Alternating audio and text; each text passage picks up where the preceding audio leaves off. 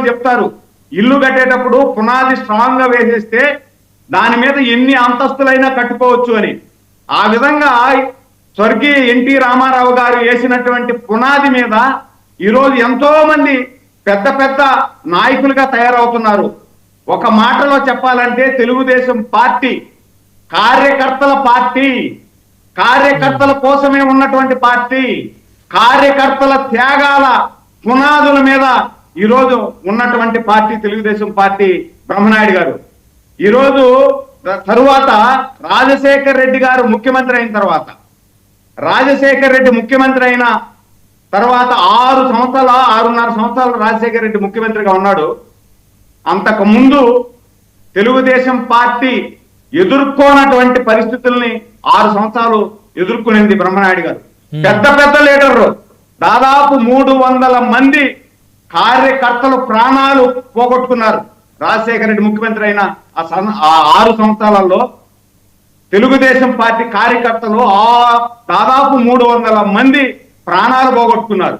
ప్రాణాలు పోగొట్టుకున్న పరిటాల రవి లాంటి ఒక సింహం లాంటి వ్యక్తి, ఇలాంటి వాళ్ళు చెప్పుకుంటూ పోతే చాలా మంది ప్రాణాలు పోగొట్టుకున్నా వెనుకాడకుండా ప్రాణం పెట్టి మళ్ళీ ప్రాణాలు ఎవరైతే పోగొట్టుకున్నారో ఆ కుటుంబం నుండి మళ్ళా మేము పార్టీకి సేవ చేస్తాం, పార్టీలోనే ఉంటాం, మా ప్రాణాలు పోయినా పర్వాలేదు, తెలుగుదేశం పార్టీ సిద్ధాంతాలకు కట్టుబడి ఆ సిద్ధాంతాలను నమ్ముకొని మేము పార్టీకి పనిచేస్తామని తెలుగుదేశం పార్టీ నాయకత్వం కూడా ఏం చేసిందంటే బ్రహ్మనాయుడు గారు పార్టీకి పనిచేసినటువంటి నాయకుడు గాని కార్యకర్త గాని ప్రాణాలు పోగొట్టుకుంటే ఆ కుటుంబాన్ని హక్కున చేర్చుకొని ఆ కుటుంబ పోషణతో పాటు ఆ కుటుంబంలో ఉన్నటువంటి పిల్లల్ని చదువుకొని వాళ్ళు ఎంతవరకు చదువుతారో అంతవరకు చదివించి వాళ్ళ కోసమే ఎన్టీఆర్ మెమోరియల్ ట్రస్ట్ పేరుతో ఒక స్కూల్ పెట్టి ఆ స్కూల్లో చదువుకుని తల్లిదండ్రులను పోగొట్టుకున్నటువంటి చాలా మంది కార్యకర్తలు బిడ్డలు ఈరోజు ఐఏఎస్ ఆఫీసర్లు కూడా చాలా మంది అయ్యారు. గ్రూప్ 1 ఉద్యోగాలు చేస్తున్నారు కొంతమంది, ఐపీఎస్ ఆఫీసర్లు కొంతమంది అయ్యారు, లాయర్లు అయ్యారు, జడ్జీలు అయ్యారు. ఇలా చేసుకుంటూ వెళ్తా ఉంది పార్టీ.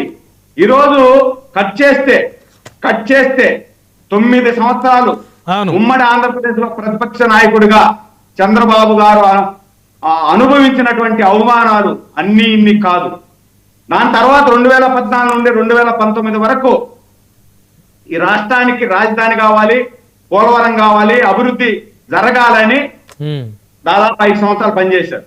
కట్ చేస్తే 5 సంవత్సరాల తర్వాత జగన్మోహన్ రెడ్డి గారు ముఖ్యమంత్రి అయిన తర్వాత బ్రహ్మనాయుడు గారు, మీకు తెలుసు, ప్యానల్లో ఉన్నటువంటి మా మిత్రుడు వైసీపీ జనసేన పార్టీ నాయకుడు కూడా తెలుసు, అంటే గత 5 సంవత్సరాలలో ఇంతవరకు 25 సంవత్సరాల నా సుదీర్ఘ ప్రయాణంలో బ్రహ్మనాయుడు గారు గత 5 సంవత్సరాల్లో మేము అనుభవించినటువంటి కష్టాలు, మేము కోల్పోయినటువంటి ఆస్తులు, మేము అనుభవించినటువంటి బాధలు నా ఇంట్లో నా ఫ్యామిలీ మెంబర్లు కూడా అనుభవించినటువంటి కష్టాలు, అంటే నేను ఒక్కడ కాదండి, నా అన్నానంటే నా కార్యకర్తలు, నా పార్టీ కేడర్ అనుభవించినటువంటి కష్టాలు, నష్టాలు, ధన మాన ప్రాణాలకు అన్నిటినీ కూడా పణంగా పెట్టి గత 5 సంవత్సరాల్లో పనిచేశాం.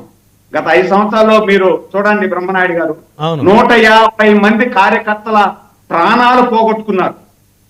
ఊర్లే ఖాళీ చేసి వెళ్ళిపోయారు తెలుగుదేశం పార్టీ కార్యకర్తలు. అయినా పట్టు వదలని విక్రమార్కుల్లాగా తగ్గేదే లేదని చెప్పి గత 2019లో ఎదురొడ్డి నిలబడి బూతులు కాడ మా తెలుగుదేశం పార్టీ రావాలి ఈ రాష్ట్రంలో, మా అన్న పవన్ అన్న మాకు అందించినటువంటి సహకారం, దీంట్లో మరువలేనిది, మరిసిపోలేనిది, చంద్రబాబు గారిని అరెస్ట్ చేసిన సందర్భంలో మా అన్న పవన్ అన్న ఇర్రెస్పెక్ట్ ఆఫ్ ఏమి కూడా ఆశించకుండా,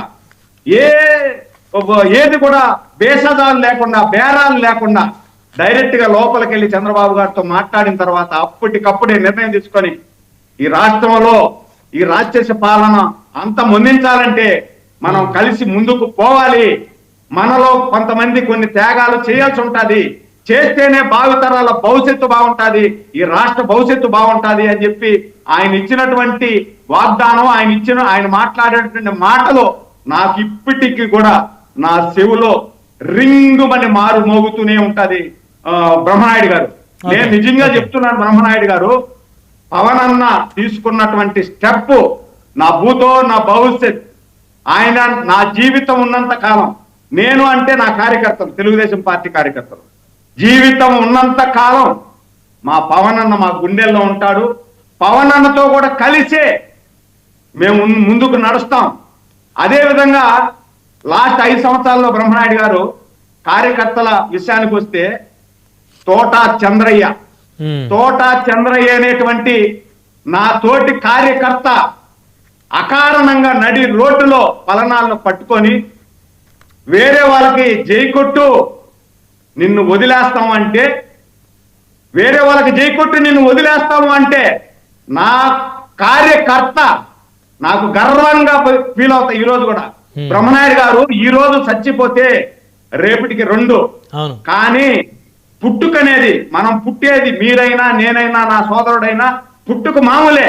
ఎవరైనా అమ్మ కడుపులో 9 నెలలు ఉంటాం, సాధారణంగానే బయట వస్తాం. కానీ మన మరణం అనేది మాత్రం రికార్డు కావాలి బ్రహ్మనాయుడు గారు. మన మరణం అనేది కూడా లక్షల మంది చెప్పుకోవాలా, ఒక కాజు కోసం మరణించాడు, ఒక మంచి ఉద్దేశం కోసం మరణించాడు అని చెప్పి. ఆ విధంగా నా చంద్రయ్య నమ్మిన సిద్ధాంతం కోసం గొంతు కోస్తారా? జై అనకపోతే గొంతు కోస్తారా? మీరు కాదు కోసేది, నేనే కోసుకుంటా, కోసేయి అని చెప్పి ప్రాణ త్యాగం చేసినటువంటి చంద్రయ్య. ఎంత గట్స్ ఉండాలా బ్రహ్మనాయుడు గారు, మీరు ఆలోచించండి. ఎంత గట్స్ ఉండాలా? గొంతు మీద కత్తి పెట్టి జై కొట్టు వదిలేస్తాము అంటే, నేను జై కొట్టను, నా జీవిత సార్థకత అవుతాది, జై తెలుగుదేశం, జై చంద్రబాబు గారు, కొయ్యి గొంతు అని చెప్పి గొంతు కోసుకొని ప్రాణ త్యాగం చేసినటువంటి కార్యకర్తలు ఉన్నటువంటి పార్టీ నా పార్టీ. అందుకే నాకు ఈ పార్టీ అంటే ఇష్టం. నేను ఈ పార్టీ కోసం, నేను ఈ పార్టీలో పని చేయడం నా పూర్వ జన్మ సుకృతంగా భావిస్తా. తెలుగుదేశం పార్టీ కార్యకర్త, తెలుగుదేశం పార్టీ నాయకుడు అని నేను ఎక్కడన్నా చెప్పుకోవాలంటే గర్వంగా కాలరెగరేసి నేను తెలుగుదేశం పార్టీ నాయకుడు అని గర్వంగా చెప్పుకునేటట్టుగా నా పార్టీ అధినేత నాకు ఇచ్చాడు బ్రహ్మనాయుడు గారు. చివరిగా గత 5 సంవత్సరాలలో సాక్షాత్ దేవాలయం లాంటి అసెంబ్లీలో నా తండ్రి లాంటి మా అధినేతను, నా తల్లి లాంటి భువనమ్మని అనరాని మాటలు మా అన్న పవన్ అన్న గారి సతీమణిని, పవన్ అన్న గారి బిడ్డలని, పవన్ అన్న గారి ముక్కు పచ్చలారని బిడ్డల్ని కూడా, అంటే ఇంట్లో వాళ్ళని కూడా బ్రహ్మనాయుడు గారు ఇలాంటి కార్యక్రమాలు, ఇలాంటి పోకడలు మనం గతంలో ఎప్పుడు చూస్తున్నాం, ఇంకా కూడా చూడం. బ్రహ్మనాయుడు గారు ఇలాంటి రాజకీయాల కోసం, చీప్ రాజకీయాల కోసం ఇంట్లో భార్య బిడ్డల్ని, ఇంట్లో రాజకీయాల్లో లేని వారిని కూడా దూషించడం గత 5 సంవత్సరాలు చూసాం. అందుకే ఓర్పుగా నేర్పుగా కూటమి కట్టింది. కూటమి ప్రభుత్వం ఈరోజు అధికారంలోకి వచ్చి, ఈరోజు చూడండి బ్రహ్మనాయుడు గారు, దాదాపు 2 సంవత్సరాలు కావస్తా ఉంది. 2 సంవత్సరాలలో ఎవరైనా ఇష్టానుసారం మాట్లాడుకోవచ్చు. ప్రభుత్వం ఏదైనా వ్యతిరేక కార్యక్రమాలు చేస్తే స్వేచ్ఛగా మాట్లాడండి, ఆ హక్కు వాళ్ళకి ఇచ్చేసి మేము ముందుకు పోతున్నాం. ఎక్కడ కూడా ప్రభుత్వాన్ని విమర్శిస్తే వెంటనే ఏసేయడమో అరెస్ట్ చేసేయడమో చేయట్లా.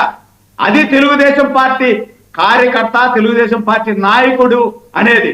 అందుకనే ఈరోజు పార్టీ ఒక అడుగు ముందుకేసి ఏమంటా ఉందంటే, యువతకు సముచిత స్థానం కల్పించడం అంటే అర్థం ఏంటంటే బ్రహ్మనాయుడు గారు, స్వర్గీయ ఎన్టీ రామారావు గారు ఆ రోజు అవకాశం ఇస్తే దాదాపు 45 సంవత్సరాలు సుదీర్ఘంగా పార్టీ కోసం పనిచేసినటువంటి నాయకులు ఈ రోజు కొంచెం వృద్ధాప్యంలో ఉన్నారు. ఈ రోజు కొత్త కేడర్ని తీసుకొస్తే మళ్ళీ ఇంకొక 45 సంవత్సరాలు, మళ్ళీ ఒక 45 సంవత్సరాలు ఈ తెలుగుదేశం పార్టీ పునాదులు పటిష్టంగా ఉండాలి. 45 సంవత్సరాలు ఈ రాష్ట్రానికి సేవలు అందించేటట్టుగా కార్యకర్తలని నాయకులుగా తయారు చేస్తామని చెప్పి మా యువ నాయకుడు కానీ, మా చంద్రబాబు గారు కానీ ఈరోజు కార్యకర్తలు కష్టపడ్డ వాళ్ళకందరికీ కూడా సముచిత స్థానం. ఎవరైనా ముఖ్యమంత్రి స్థాయిలో ఉన్నటువంటి వాళ్ళు కార్యకర్తను కాదు ఎమ్మెల్యేని కలిసేది కూడా కష్టమే. కానీ మా నాయకుడు మాతో కలిసి భోంచేయడం, మాతో కలిసి తిరగడం మాకు నవ్వుతో నా భవిష్యత్. అందుకే తెలుగుదేశం పార్టీ కోసం ఏమైనా చేసేదానికి, ఏమైనా ఉండేదానికి మేము సిద్ధంగా ఉంటామని చెప్పి సందర్భంగా తెలియజేస్తున్నాం బ్రహ్మనాయుడు గారు. ఓకే, మనతో జనసేన పార్టీ నుంచి